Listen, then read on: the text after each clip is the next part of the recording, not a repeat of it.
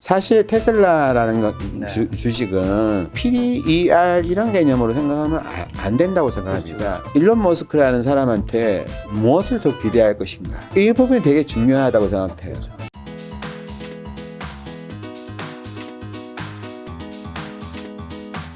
오늘 시간 바로 넥스트 그린 레볼루션입니다.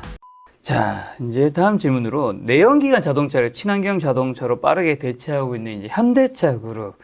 아무래도 울산의 현대차 그룹에 공장들이 되게 많이 있죠. 울산의 현대차 그룹은 자동차 도시입니다. 네. 사실 뭐 수소차, 그쵸. 전기차 있고 뭐 울산 지금 최근에 뭐 파업도 잘 안 하고 다행히 그 네. 현대중공업도 이제 타결되었고 네. 현대차도 임금 타결되어서 되게 기쁘고요. 네. 현대차도 이게 참 이게 글로벌하게 이제 가면은 네. 이제 현대자동차 입장에서도 친환경차 이거 생각해야 되는 거 아니야? 네. 뭐 이렇게 되죠. 네. 그러면 이제 여기에 따라서 이제 미래 자동차 계획을 세웁니다. 네. 그러면 이제 친환경차나 이런 거를 한 20% 가지고 네. 가겠다. 30% 가지고 가겠다. 죄송합니다. 30% 가지고 가는 걸 하고 여기에다가 이제 그 플라잉카 그 나르는 차 여기에서 뭐 UAM이라든지 UAM. 여러 가지 좀 게임이라고도 있고 여러 가지가 있는데 이런 것들 드론 뭐 이런 것들 한 50%를 가지고 가겠다. 네. 그다음에 이제 로보틱스라고 해가지고요. 네. 그것을 한 20% 가지고 가겠다. 네. 뭐 이런 계획하에서 있고요. 저희는 현대차 그룹이 올해 이제 그 전기차 전용 플랫폼이라는 네. 것을 만들었고 네. 지금 배터리 관련해 가지고는 또 뭐 전고체 배터리 같은 거 얘기하고 있고요. 또 이제 수소 같은 경우에는 네. 수소 연료 전지를 뭐 2030년 정도 됐었을 때 수소차 50만 대, 수소 연료 전지 70만 대. 이쪽은 이걸 수소 연료 전지를 배터리만 생각한 그 수소 넥소에 들어가는 차에 네. 들어가는 배터리만 생각하는 게 아니고 네. 선박이라든지 네. 발전용으로 한다든지 네. 이런 물론 이제 이게 PEM FC거든요. 네. 이제 이걸 주장하는 사실은 이제 발전에 사용하는 네. 그 수소 연료 전지는 두산 퓨어셀이 쓰는 SOFC라는 것을 주로 쓰는 겁니다. 네. 그렇지만은 이제 어쨌든 기술을 개발해서 지금 이제 곧 이제 현대차가 8월 중에 이제 어떤 수소 연료 전지 관련해 가지고 뭐 이거는 기밀사항이지만. 네. 여기서 얘기하시게요? 아니야, 그건 아니시면 하여튼 또 뭐 발표를 하고, 네네. 뭐 그렇게 수소 연료전지 관해서 네. 이제 또, 해서 이제 명시공이 지금 수소차 같은 건 1인데, 네. 이제 이런 부분들을 어떻게 할 것인가. 그 다음에 전기차 같은 경우에 이제 다양한 버전으로 이제, 자기 전용 플랫폼 하에서 이제 만들어 나가는 거고, 저는 현대차의 미래는 뭐 밝다. 이렇게 밝다, 이렇게 생각합니다. 예. 혹시 현대차가 있는 울산의 부시장님이라서 밝게 보시는 거는 아닐까요? 저는 한번 저지르는데 제가 페이스북에서 네. 현대차가 테슬라를 능가한다. 그건 좀 이런 말을 썼어요. 아닌 것 같은데요. 예, 뭐 그거는 저는 저의 애정으로 한번 봐주시고요. 네, 그치. 근데 다행히요. 그때 현대차 주식이 네. 9만 원, 10만 원 할 때였거든요. 작년에. 네. 근데 이제 현대차가 엄청 내린 거잖아요. 네. 그 전에 비해서. 네, 네. 그래서 6만 원대까지 갔다가 9만 원, 10만 원 했는데 내가 이걸 하면서 왜냐하면 저는 이제 현대차하고 거기에서 생각해 보세요. 고용되어 있는 인원들 엄청나죠. 저희는 부가치액 기준으로가 아니라 네, 고용된 고용 산업 창출. 기준으로는 고용 창출된 기준으로 부가치 기준으로는 뭐 석유화학이 더 높을 수 있지만 현재 단계로서 고용 창출 단계로서는 현대차하고 현대중공업이 울산 제일 1인가요? 그쵸. 그 두 개 기업이 제일 큰 겁니다. 그 현대차하고 현대중공업이. 그래서 이게 너무 중요한데, 근데 이게 참 한편으로는 생각해 보세요. 지금 이제 조선업이 굉장히 안 좋았다 지금 좀 좋아지고 있지 않습니까? 근데 조선업이 고용위기 지역으로 지정되었어요. 근데 지금 고용위기 지역으로 지정되었다가 이제 아마 이제 내년까지 이제 어느 정도 되고 나면은 이제 고용 위기 지역으로는 이제 더 이상 지정될 수는 없을 거고요. 그러면 이제 중요한 게 이제 현대차인데 현대조선도 현대중공업도 마찬가지고요. 이게 또 친환경 선박으로 바뀌면은 부품 수가 줄어들 수 있어요. 네. 그래서 그리고 근데 이제 그 다음에 지금 있는 밸류 체인에 있는 사람들을 어떻게 바꿔줄까? 왜냐하면 이제 친환경 차에 맞는 걸로 해줘야 되잖아요. 그렇죠. 예, 뭐 수소차는 전기차보다는 부품은 많습니다. 예. 알겠습니다. 자, 조 바이든 정책, 두산중공업과 SMR 관련 기업들이 주목해야 하는 이유 뭐 책에 있던데, 이거 어떤 얘기인가요? 석탄을 다 안 뗄 수 있어? 이거 불가능합니다. 네. 근데 이제 탈석탄을 해야 되는 건데 그 탈석탄을 하는 과정에서 이제 저탄소화를 만들어야 되죠. 네. 왜냐하면 어떻게 하면은 이게 다른 원료라든지 혼소 이런 식으로 해가지고 석탄에서 그 이산화탄소를 줄일 수 있는 방법이 무엇인가 이걸 찾아야 되는 거고요. 네. 그다음 재생에너지를 가지고 이제 확대해 나가야 되는 거고요. 네. 재생에너지 비율을 2030년까지 20% 확대하는 것이 재생에너지 3020 계획이지 않습니까? 그러면 또 이제 한편으로는 뭔가 하면 원전을 어떻게 해 나가야 할까 하는 것도 중요하지 않습니까? 이 부분에서 이제 얼마 전에 한미 정상회담에서 SMR 관련해서 협력 이렇게 돼 있거든요. 이제 기존의 큰 대형 원전은 이제 설치도 할 때도 돈이 많이 들고 이게 또 사람들이 이제 트라우마가 이거 안전해? 이거 그렇죠. 있는데 그렇죠. 이제 SMR 같은 경우에는 Small Molecular Reactor 해가지고요. 되게 작습니다. 그래서 이 작은 거를 이제 모듈이나 개통이나 기기 같은 것들을 만들어서 이제 조립해가지고 이거를 가지고 잠수함에다 쓸 수도 있고 여러 가지 그러면은 이게 진동도 잘 안 돼요. 네. 그리고 또 이제 이런 SMR 가지고 수소도 만들 수도 있습니다. 왜냐하면 또 이게 원전도 이제 핵에너지지만 이게 탄소가 안 나오잖아요. 네. 예, 그러니까 이런 경제성이 확보되고 네. 이제 지금 이제 만약에 이제 R&D 수준적인 측면이지만 이게 만약에 경제적인 수준에서 상용화되고 어떤 큰 의미가 된다면은 그런 걸 할 수 있고 투산중공업이라는 데는 이제 최근에 주식이 정말 전에 그 작년 2, 3천 원 할 때 좀 사지 그랬어요. 다른 걸 사서. 아, 그래요? 그래서 샀으면은, 저는 근데 그런 분을 봤어요. 얼마 전에 제가 업무상을 얘기하다가, 이제 저도 이제 한번 네네. 이제 들어보잖아요. 네. 그러면은, 두산중공업을 샀다는 거예요. 네. 그래서 제가 얼마에 샀는데요? 그러니까 3,000원대에 샀다는 거예요. 네. 대단하다. 근데 지금 그때 이제 한미 정상회담이 끌고 난 다음에 두산중공업이 많은 데에서 막 얼마죠? 2만 원대 막 올랐잖아요. 네. 그래서 야, 2만 원대인데 2만 원대에서 안 파셨나요? 내가 네. 그 만 원대 팔지 않으셨어요? 네. 어떤 사람들 8천 원에 팔았다고 그러던데 이게 3천 원대 사가지고 대단하시다 이렇게 했는데 제가 지금 현재 정확한 가격은 지금 21,750원이에요. 예, 좀 내려와서 아마 21,750원인데 사실 3천 원대에 사가지고 계속 가지고 계시다면은 야, 10배네, 10배. 엄청난 거죠. 예, 그래서 물론 두산중공업의 화려한 시절을 생각하면 떨어진 거죠. 엄청 떨어졌죠. 근데 화려한 시절이 갔을 뻔했는데 다시 화려한 시절이 올지 이제 그것을 지켜볼 수 있지 않을까 그런 생각을 해봅니다. 예. 알겠습니다. 지금 이제 탄소 관련해서 우리나라 기업들과 정부에 관한 여러 가지 이야기를 들었는데, 요거 좀 정리하는 멘트로 한국 기업이 그러면 반드시 좀 돌파해야 될 성장 전략 뭐라고 좀 생각하시는지.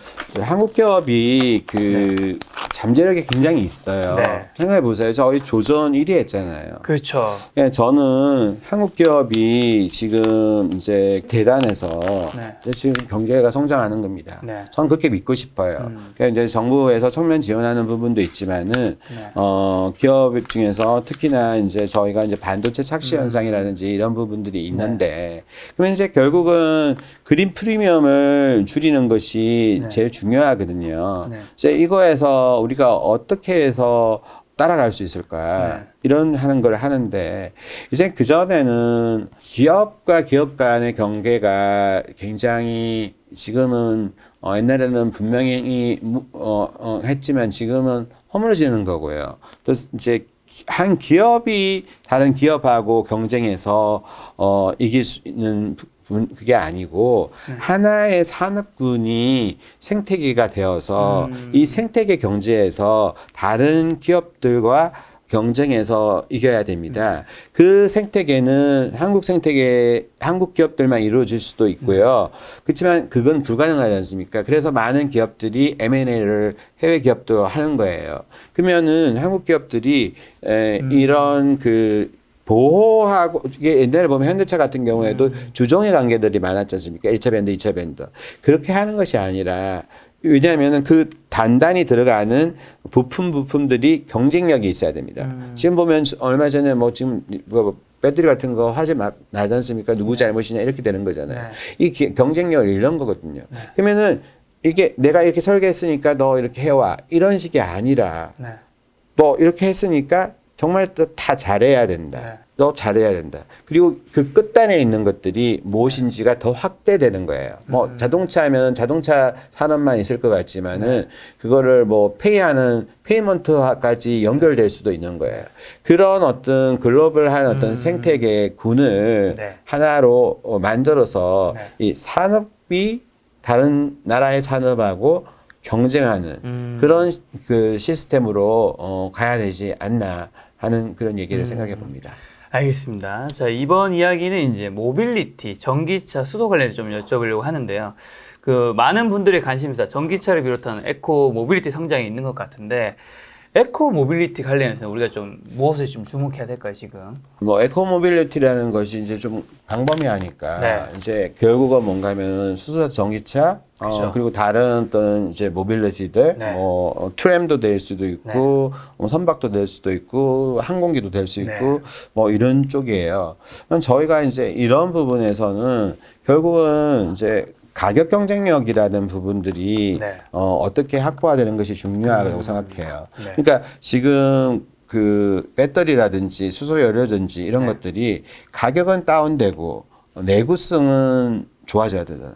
지금 이제 부산하고 해서 서울을 왔다 갔다 하는 그런 어떤 차 같은 것들은 개발되지 못하고 있지 않습니까? 저희가 배터리 데이 때마다 이제 보는 것이 일론 머스크가 100만 마일리지 배터리 발표하는 거 아니야? 이런 얘기 하잖아요. 그래서 이제 그런 어떤 가격 외에 이제 내구성이라든지 그다음에 지금 아무래도 보면 안전성도 지금 많이 문제되지 않습니까? 최근에 하면 이렇게 불이 났다든지 이런 게 나오는데 그래서 이제 결국 이제 가격 같은 거라든지 안전성이 이게 또 여러 가지가 이제 트레이드 오프 관계가 있는데 니켈이라든지 코발트라든지 망가닌 이런 것들이 이제 양극재 소재거든요. 그러면 이제 배터리에서 양극재, 음극재, 분리막, 전해질 이렇게 구성되어 있는데 이런 것들을 어떻게 조합을 해서 또 다른 소재를 써서 리튬 이온 전지 같으면 그 리튬 이온 전지가 현재 가지고 있는 안전성의 문제라든지 이런 것들을 어떻게 극복해 가지고 소비자들의 신뢰를 받아서 나아갈 것인가 하는 거고요. 결국은 이제 또 한편으로는 이제 시퀀싱 문제를 생각을 해야 돼요. 내연 기관이 있는데 이거 영국은 2030년대 그만두겠다 이렇게 딱 선언을 했지 않습니까? 그리고 서울시에서는 그 뒤에 이제 2035년 정도 될 때 이제 등록을 안 받는다 이런 얘기 같은 것들을 들어본 것 같은데요. 이제 그런 상황에서 그러면은 이제 이 차가 미래가 어떻게 펼쳐질 것인가 이 부분이 되게 궁금하잖아요.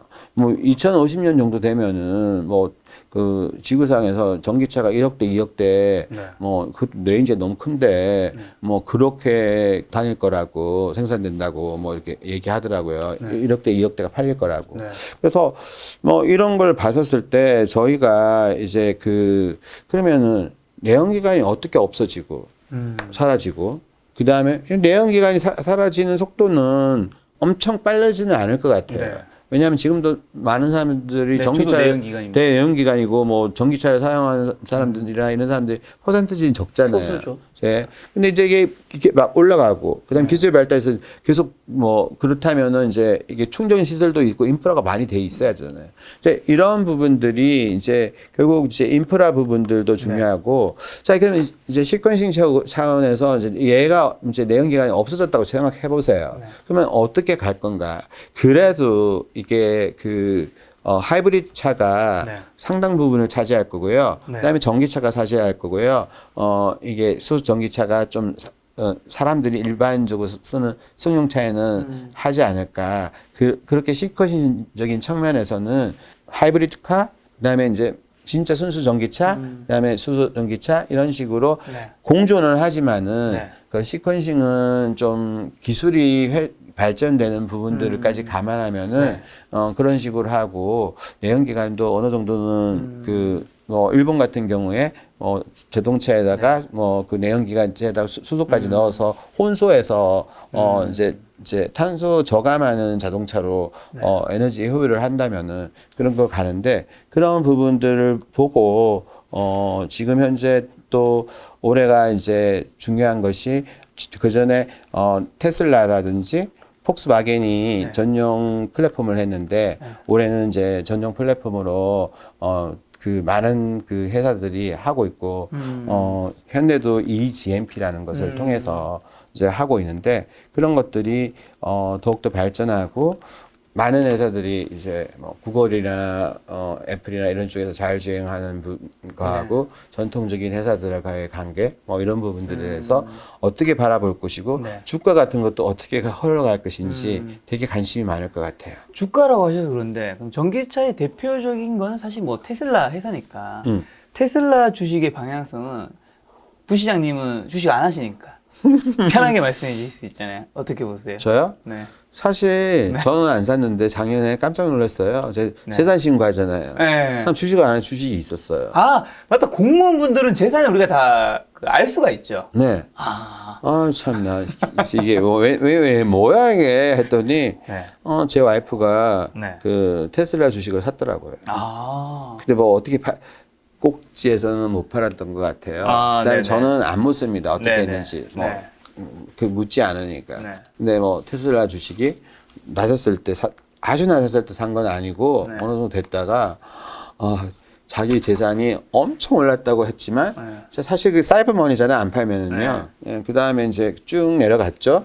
그래서 지금 제가 보면서 뭐 다시 얼마 정도 되고 팔았는지는 잘 모르겠습니다만 지금 테슬라가 한 600불 달러인 것 같아요. 그러니까 그러면은 이제 수익성은 됐었고, 제가 작년 12월 말 재산 신고를 2월 달에 할 때 보니까 테슬라 기준 가격이 670인가 돼 있더라고요. 아마 이제 연말 때 그렇게 돼 있고 1월 달에 랠리를 펴가지고 선슬라 얘기를 하다가 지금 얘기를 하는데, 사실 테슬라라는 주식은 어째 보면은 뭘 생각해야 되는가 보면은 이게 그냥 PER 이런 개념으로 생각하면 안 된다고 생각합니다. 그렇죠. 예, 이게 뭔가면은 결국 뭐 PDR이라는 말까지 나왔었는데, 그죠? 드림 레이시오, 프라이스 드림 레이시오, 뭐 이런 얘기 나왔는데, 자 그러면은 우리가 일론 머스크라는 사람한테 무엇을 더 기대할 것인가?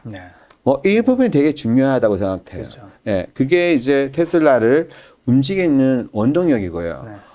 여기에서 뭔가의 또 획기적인 것을 본다면은 테슬라 주가가 올라갈 수 있지만 사실 테슬라 주가가 상당히 너무 많이 올라와 있다. 그래서 지금 같은 때에서 테슬라 주가가 뭐 저는 제가 이제 주식 전문가가 아니기 때문에 지금 가격에서 등락을 계속하는 것을 보면 올해는 참 재미가 있지 않았던 주식이었고요.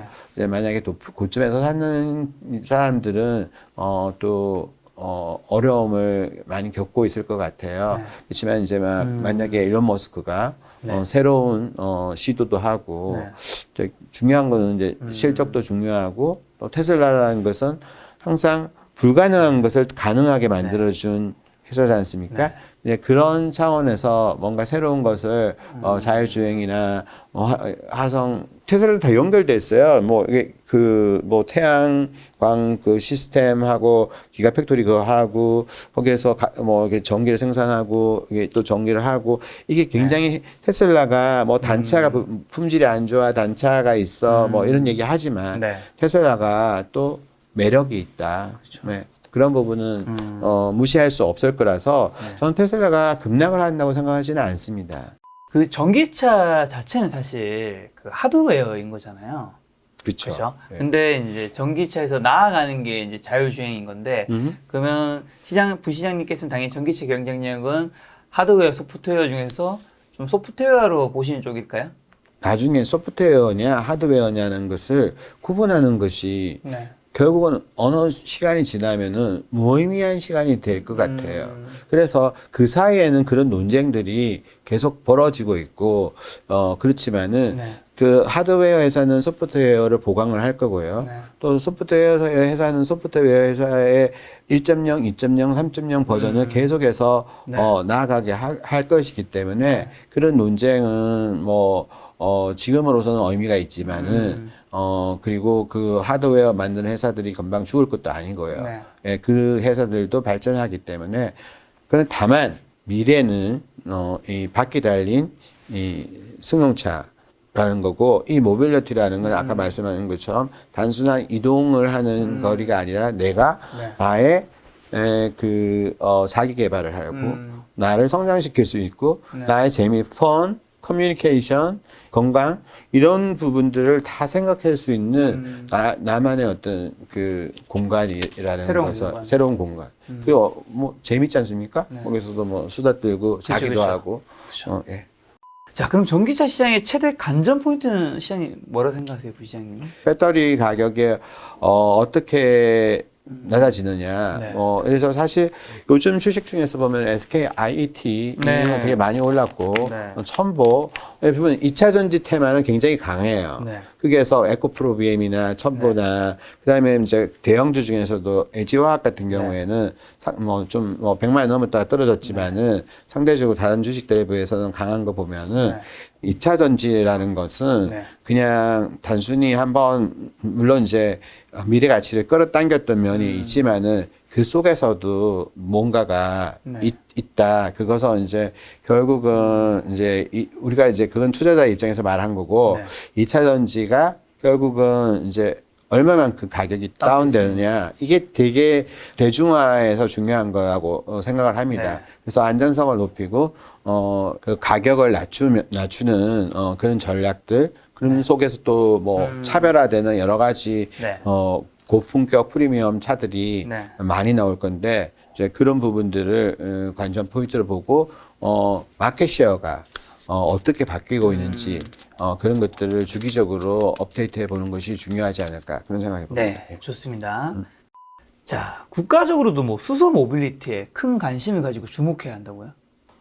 이제 저희가 이제 수소 전기차는 1차잖아요. 네. 1차, 죄송합니다. 1등. 1등이잖아요. 1등. 근데 이제 이게 이제 일본도 하고 한국도 하는데 이제 수소라는 것이 이제 일론 머스크가 말할 때는 뭐 이거 별로 바보셀, 풀셀, 퓨어셀인데 풀셀이라고 했지 않습니까? 예, 근데 사실 이게 항속거리가 길면은 효율이 전기차보다 좋습니다. 전기차는 길면은 지금 떨어지거든요. 이건 문제를 극복하는 것이 전고체 배터리라든지 이런 것들이 안 나오면 안 되거든요.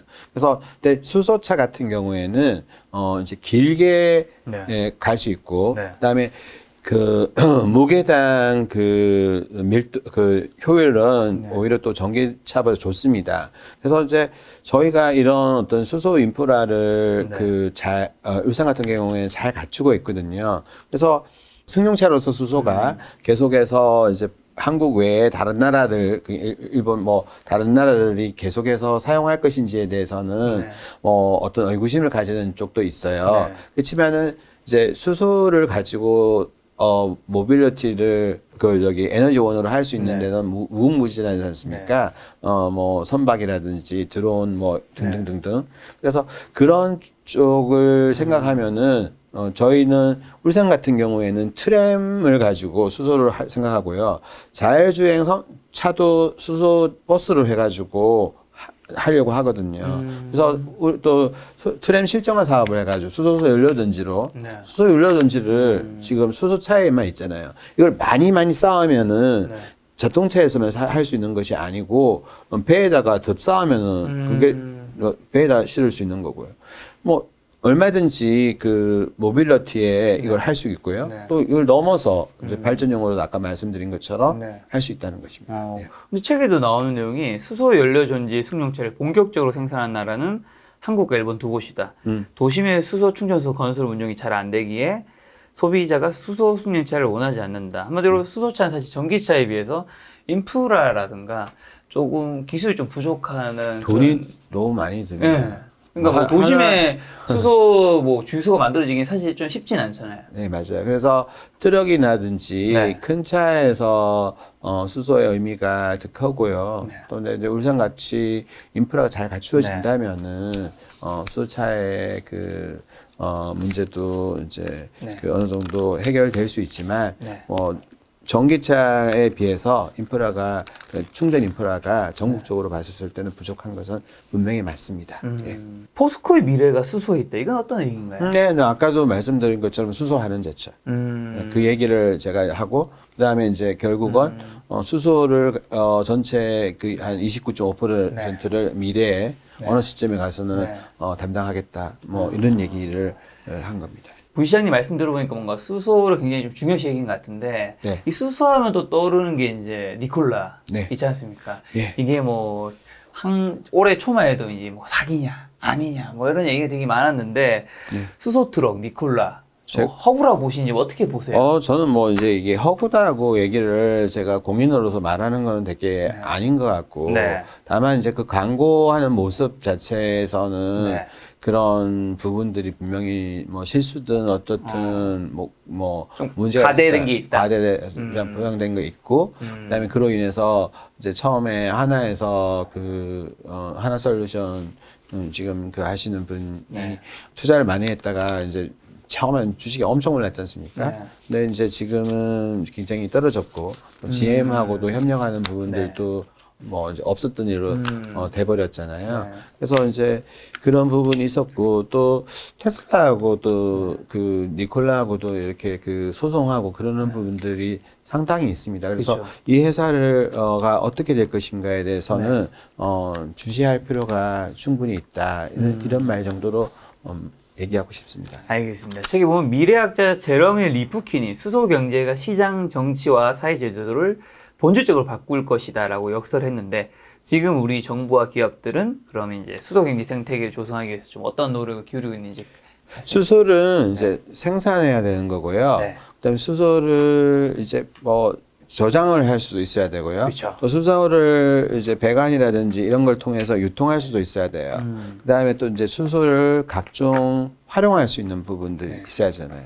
이 전반에 걸쳐서 수소 전 주기에 걸쳐서 수소를 와 관련해서 정부가 하는 겁니다. 그래서 수소 생산을 할 때는 저희 같은 경우에는 부유식 해상풍력 같은 걸 이제 저희 울산 에서 하는 거거든요. 뭐 바다 멀리로 가서 거기에서 이제 그 풍력기를 돌려서 이제 부유체를 엄청 높은 곳에서 이제 뭐 LCT 그 70점 정도 되는 수준까지 올라가거든요.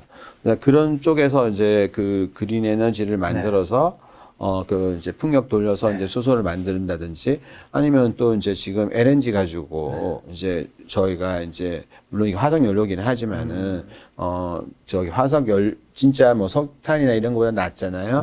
그래서 이제 그런 수소를 만든다든지 그리고 이제 포집을 하는 부분에서 저희가 CCUS라 가지고 이제 그 탄소 포집하는 이런 것들을 석유공사하고 하고 있거든요. 이산화탄소 같은 경우에는 거기에서 발생한 것들을 이제 자원화하기도 하고. 근데 수소와 관련해서는 이제 그 탄소를 포집해서 이게 수소를 어떤 식으로 분리수소를 만든다든지 이런 것들이 생산하는데 되게 중요한 거고요.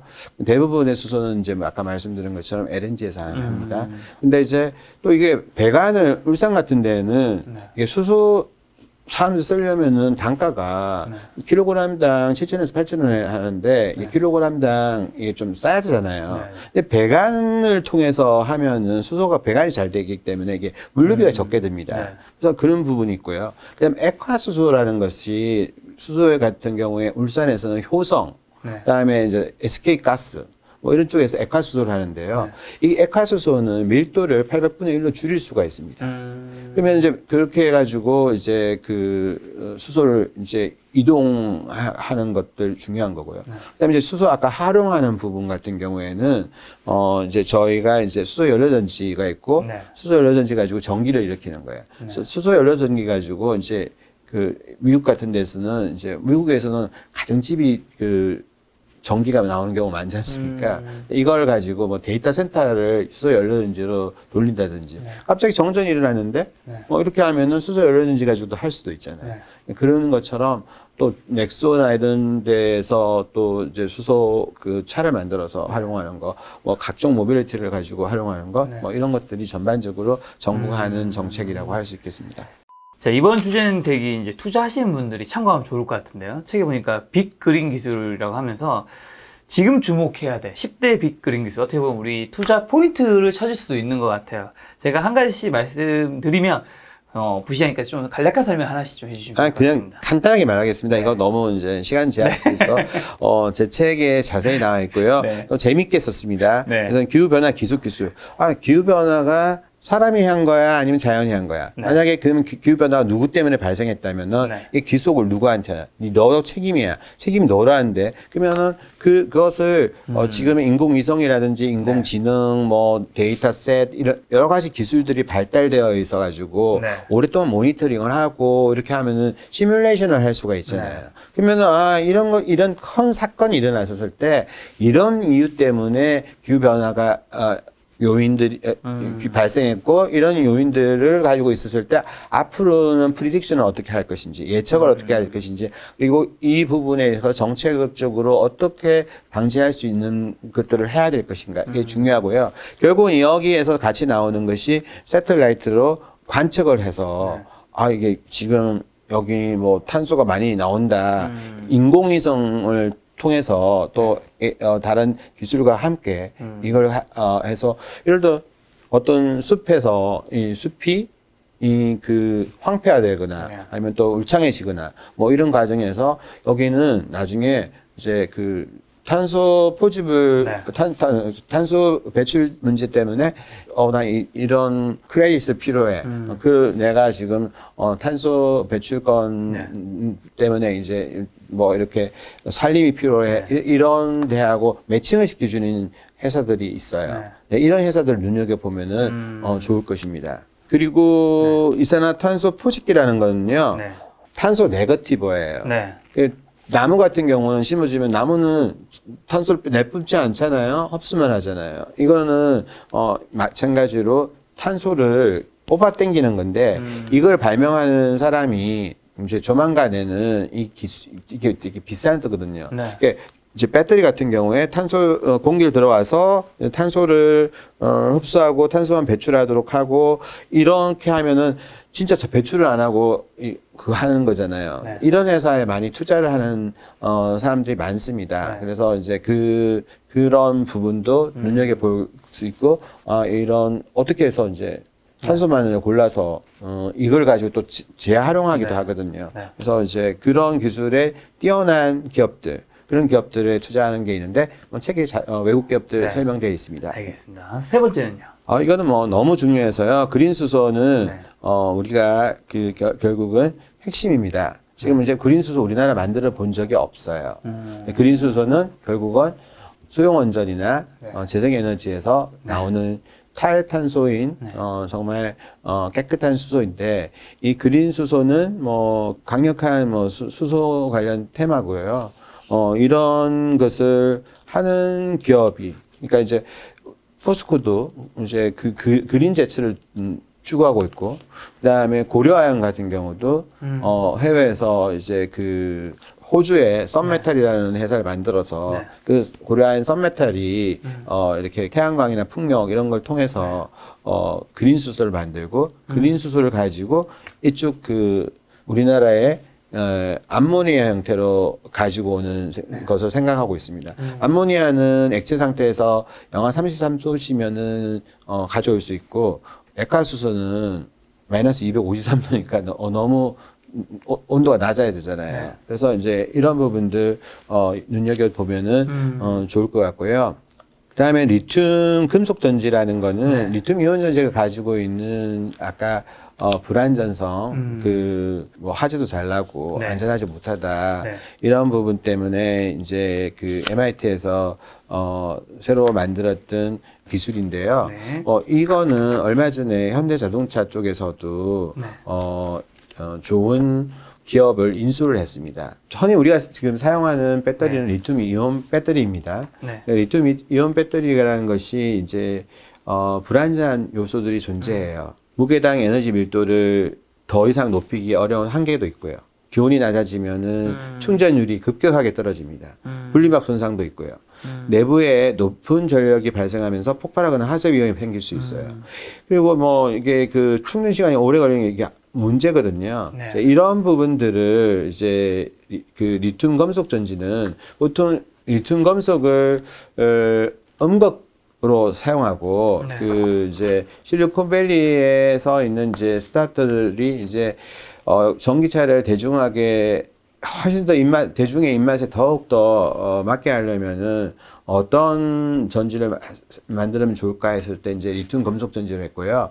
얼마 전 현대자동차가 투자한 데가 있습니다. 그게 네. 이게 리튬 금속 전지 관련 회사고요. 지금 퀀텀스케이프라는 그 회사가 이제 굉장히 유망한 회사인데요. 네. 이제 그 회사는 실리콘밸리에서 가장 많은 투자를 받은 스타트업 중에 하나이기 때문에 그 회사에 대해서 관심을 가지는 것이 중요하고요.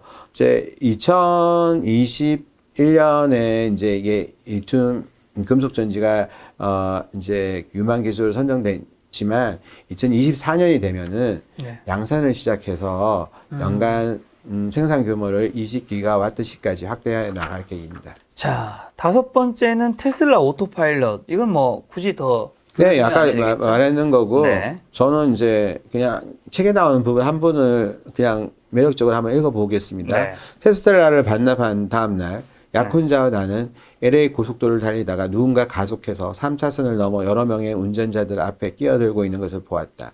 차가 멈춰서자 뒤에 있던 차가 너무 빨리 들어와 범퍼에 부딪혔고 범퍼는 바로 떨어져 나갔다. 미래가 테슬라의 오토파일럿에 있다고 생각했으나 그 미래가 충분히 빨리 도착할 수는 없을 것이라고 생각했다. 뭐 요즘 테슬라가 사고가 많은데 네. 그렇지만 오토파일럿은 위대하다 이렇게 얘기할 수 있고요. 네. 그 다음번에 나오는 그 전기 트럭이죠. 그 자율주행 트럭. 네. 이것도 마찬가지로 뭐 테슬라 얘기가 똑같고요. 다만 플래투닝이라는 군집 주행이라는 걸 네. 하는데요. 이렇게 그 오토파일럿이라든지 뭐 자율주행이 뭐 그 탄소 중립과 무슨 상관이 있어? 굉장히 많이 상관이 있습니다. 이게 에너지 효율화를 위해서는 자율주행 AI잖아요. 이 AI가 뭐 에너지를 많이 소비하는 거는 맞지만 최적 소비를 하거든요. 그렇기 때문에 에너지 효율에서 월등하기 때문에 특히나 딱딱 그 고속도로에서 군집을 이루어서 트럭들이 주간격을 맞추고 그렇죠, 그렇죠. 군대 행진하듯이 딱딱 가는 장면을 생각해 보세요.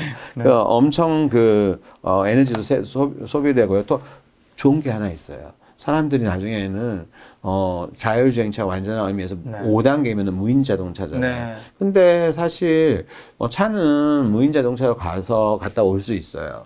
근데 그 트럭 같은 경우에는 네. 거기 사람이 있을 필요가 있어요. 우리가 나중에 사람이 없어지는 사회가 정말 무섭잖아요. 네. 근데 그 경우에는 누군가가 짐을 내려줘야 되잖아요. 네, 네. 그렇죠? 그쵸. 그렇기 때문에 거기에 있는 사람이 짐을 탔다가 짐을 내려주고 이제 그렇게 올 수도 있기 때문에 네. 고용 차원에서 이 자율주행 트럭 같은 경우는 크게 나쁘지 않습니다. 정말 그래도 낫지 않을까 뭐 이런 생각을 해봅니다. 예. 자, 일곱 번째가 고온 태양 전지. 태양열이라는 게 있고요. 네. 이제 태양광이라는 게 있습니다. 이제 가장 널리 쓰이는 태양전지는 반도체 주성분인 실리콘 웨이퍼로 만듭니다. 여러 종류의 실리콘을 녹여 이제 만드는 건데요. 네. 효율이 18에서 19%에 불과합니다. 그러자 이제 MIT에서는 네. 이제 그 좀 더 효율이 높은 그 태양전지를 좀 만들지 못할까? 이렇게 해서 이제 만든 네. 것이 이제 고온 태양전지고요. 네. 이게 이제 시제품으로만 이제 개발되었어요. 이제 상용화 단계에는 전혀 안 되었고요. 네. 이제 이 기술은 이제 새로운 소재, 그러니까 실리콘과 다른 새로운 소재를 사용해서 햇빛을 전기로 전환하기 전에 먼저 고온의 열로 변환시킵니다. 고온의 열로 변환시키고 난 다음에 이제 태양열 광전지 방식을 사용하는 게 핵심인데요. 네. 이렇게 해서 이제 그 태양전지 기술의 에너지 효율도 높아지고, 네. 이제 이에 따라서 이제 패널 보급이 확대되면, 네. 에너지 부족 현상을 완화하는 데 도움을 줄 수 있지 않을까, 그런 생각을 해보고요. 갑자기 이 말을 하다 보니까, 테슬라의 솔라루프, 태양광 패널인 솔라루프가 생각되고 또 기가팩토리 태양광 만드는 그쪽도 생각되고 한편으로는 울산이 생각됩니다. 왜냐하면 그 이제 이거는 네. 노벨 화학상을 받을 수 네. 있을 정도였던 것 같은데 저희가 이제 그 유니스트 울산 과학기술원이 2019년에 네. 페로브스카이트 태양전지를 만들었어요. 이건 효율이 20% 됩니다. 세계에서 가장 높습니다. 그래서 이제 그 결국은 태양 전지는 태양광을 직접 흡수하잖아요. 그래서 이제 그래서 전자를 생산하는 광활성층이 얼마나 튼튼하게 만들어지는지, 네. 빛을 전기로 바꾸는 효율이 얼마나 높은지 그런 어떤 상용화 관건인데 부디 울산에서 만들어오고 있는 그 전지가 상용화되기를 바라고 싶습니다. 네.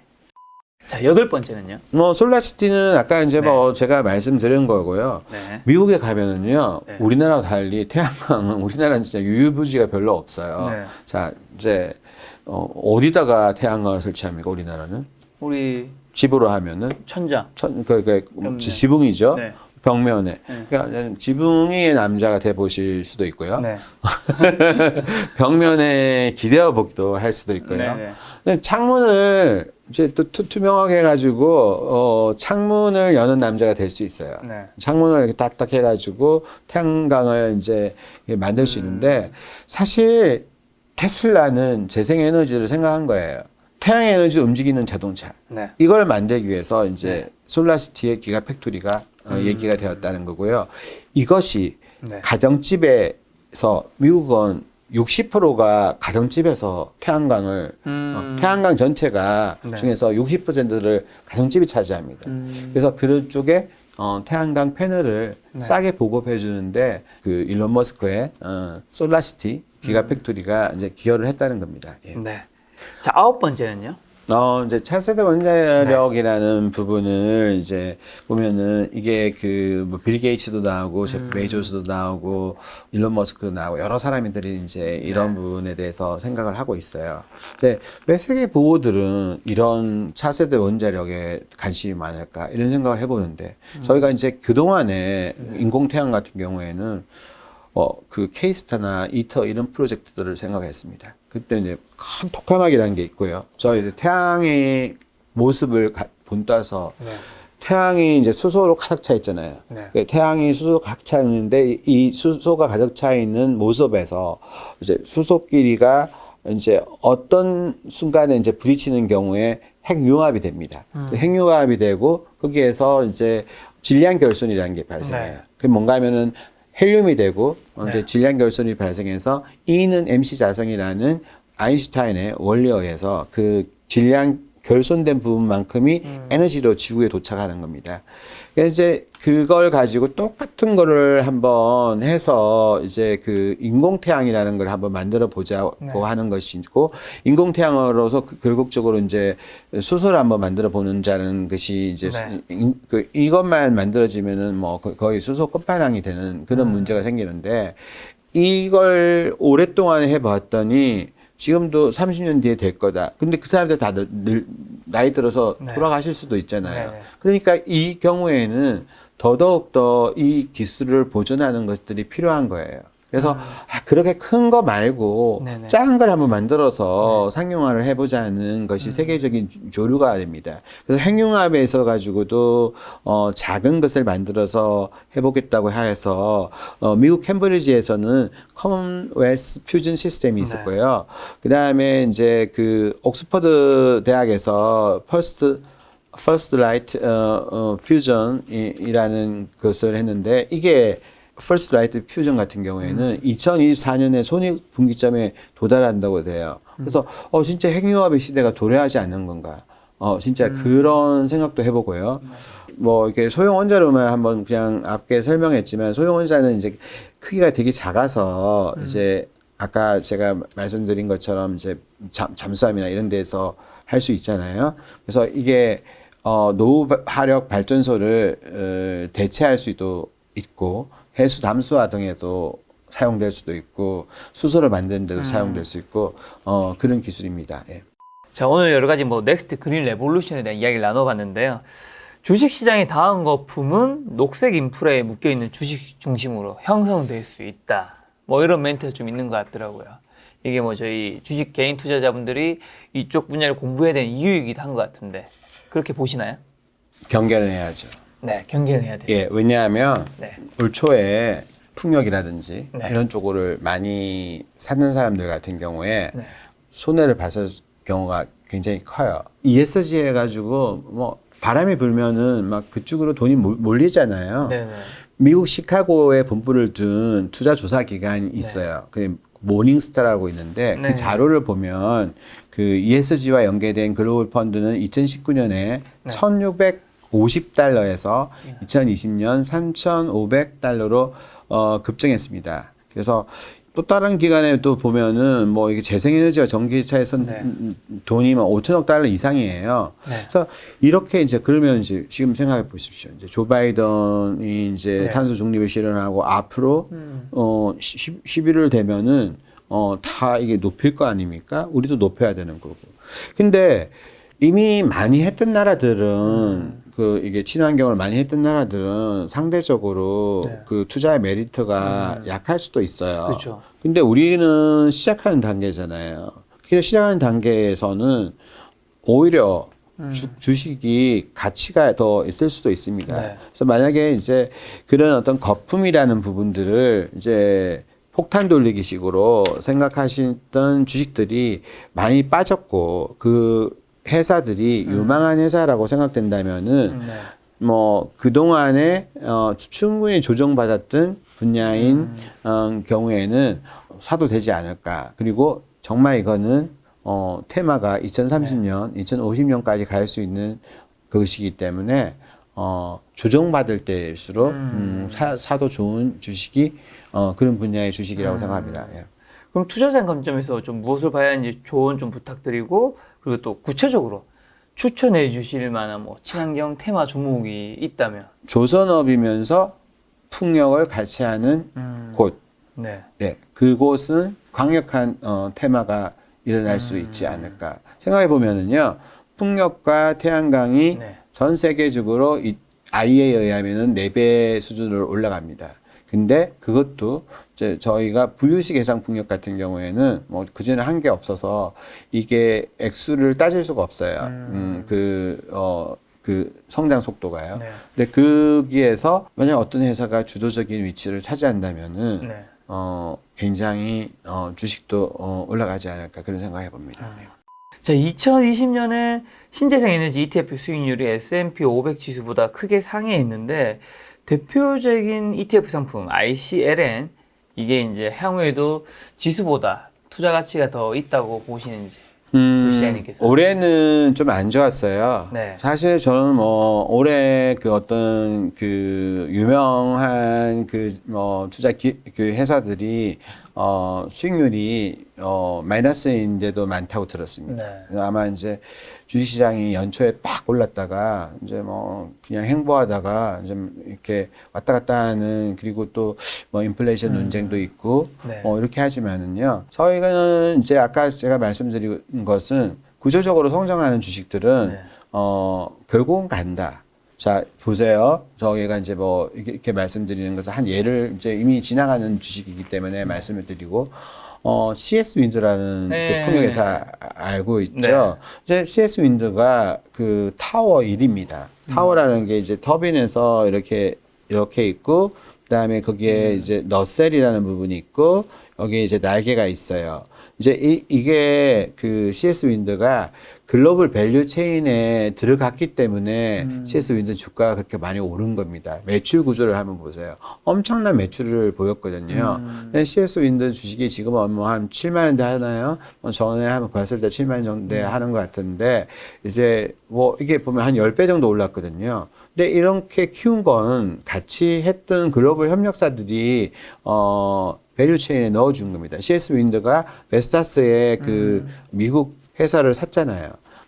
그리고 이제 유럽에도 진출하려고 하고. 지금 풍력이 이제 번창하고 있으니까 이런 쪽으로 가면은 되게 좋은 거고, CS 윈드는 또 지금 그 연기금이 이미 10%를 샀어요. 네네. 그러면 왜 샀을까? 연기금이. 그럼 이제 연기금은 단기 투자자는 아니잖아요. 네네. 그런 관점에서 봤었을 때 이렇게 주식이 많이 올랐을 때도 샀다면은 제2의 CS 윈드 같은 회사들이 있지 않을까.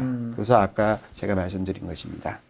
알겠습니다. 김작가 TV에 처음 나오셔서 이제 이번 책 출간하신 넥스트 그린 레볼루션에 대한 이야기 해주셨는데, 시청자분들에게 뭐 마지막으로 하고 싶으신 말씀 있을까요? 제가 공부할 당시에는 없었던 얘기들이 지금은 가장 중요한 이슈가 되어서 경제학에서도 화두를 이루고 있어요. 뭐 MMT 이론 뭐 이런 것도 최근에 등장했고요. 그래서 우리는 저런 걸 배우지 않았는데, 그리고 기후 얘기 기는 뭐 나랑 관계 있을까? 근데 여러분 자식들을 엄청 사랑하지 않습니까? 근데 기후 얘기하실 때 학생들은 되게 착해요. 학생들은 학교에서 배운 것들대로 얘기를 하거든요. 나 이런 불평등 싫어. 왜냐면 기후가 다른 불평등 얘기예요. 왜냐면 소득 간의 불평등이고 세대 간의 불평등이고 나라 간의 불평등 얘기입니다. 근데 우리가 이 불평등을 어떤 돈의 얘기로만 얘기할 것이 아니라 이런 기후 얘기로 얘기를 충분히 할 수 있고요. 여러분들의 자녀들이 살아갈 지구가 더 좋은 환경으로 멋진 차를 타고 멋진 친환경 차를 타고 그 공간에서, 나만의 공간에서 여러분들 자식들이 더 즐거운 라이프를 유지하려면은 me first 정신이 중요합니다. 나 먼저.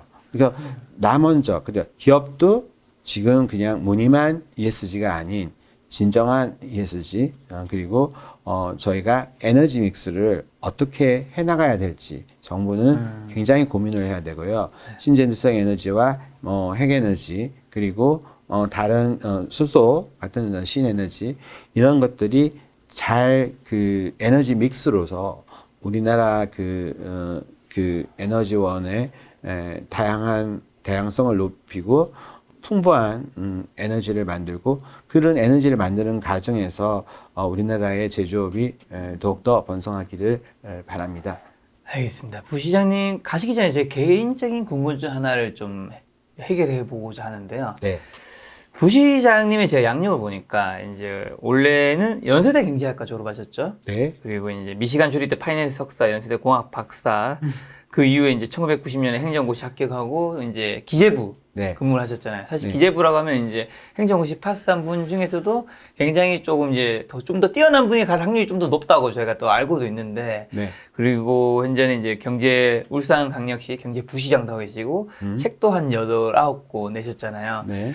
흔히 말하는 이제 우리 사회에서 그 공무원으로 진단받을 때 엘리트 코스를 정확하게 밟았다 볼 수 있는 거고, 우리가 일반적으로 성공했다고도 볼 수 있는 분이신데, 네. 어떻게 그렇게 잘 되셨다고 보세요? 저는 나라에 감사하고요. 네. 저는 근데 어떨 때는 운이 좋았고요. 어떨 때는 운이 안 좋았습니다. 사람은 운명이 있는 것 같아요. 그렇지만 그 운명을 만들어가는 네. 이제 그 자기가 어쩔 수 없이 만들어진 운명에서는 네. 그 주어진 업무에서 저는 최선을 다해야 된다고 생각합니다. 저는 이제 그런 관점에서 몰입이라는 부분들을 굉장히 중시를 했어요. 그래서 내가 여기서 문제 해결자로서 역할을 해야지 네. 어떤 그 밥숟가락 하나 놓는 사람이어서는 안 된다고 생각했고요. 그냥 한 예를 들으면서 제가 말하겠습니다. 사실 제가 네이티브 스피커가 아니지 않습니까? 네. 근데 저는 미국에서 사람들이 뭐 산다고 영어를 잘합니까? 아니잖아요. 근데 저는 이제 전화 영어를 1년간을 했습니다. 근데 업무로 했습니다. 업무를 하다 보니까 이 정말 그리고 이제 그쪽 전화 받는 쪽도 네이티브가 아니었어요. 근데 저보다 영어는 훨씬 잘했죠. 근데 이걸 매일 한다고 생각을 해보세요. 업무로. 그러면 정말로 늘어납니다. 늘죠. 예, 글쓰기도 마찬가지입니다. 저는 그 장관님들 스피치 라이터였어요. 근데 보통 그 스피치 라이터가 특별히 정해져 있는 게 아니었어요. 근데 제가 글이 좀 독특하다 보니까 한번 나이 장관님 한번 어떻게 좀 빛내드리고 싶다. 특히 제가 좋아하는 장관님 그렇잖아요. 스피치라이터랑 연습을 말씀하신 거예요? 예, 연설문요. 저는 보고서도 엄청 썼어요. 제가 뭔가 하면은 어느 때는 저희 과에서 나온 보고서가 기획재정부에서 탑이었어요. 2년간. 그래서 그만큼 근데 그걸 누가 했느냐 이제 제가 기획을 하고 이렇게 하고 이제 보고서를 쓰기 위한 쓴 게 아니라 이거를 지적으로 누군가가 공유를 하고 많은 사람들이 향유하는 게 좋잖아요. 이제 그런 것 그다음에 이제 그때마다 이제 생산성이라는 부분을 생각합니다. 내가 투입하는 시간 대비해서 더 많은 것을 뽑아내려면은 수많은 시간들이 그 부분에 투자되지 않으면 안 됩니다.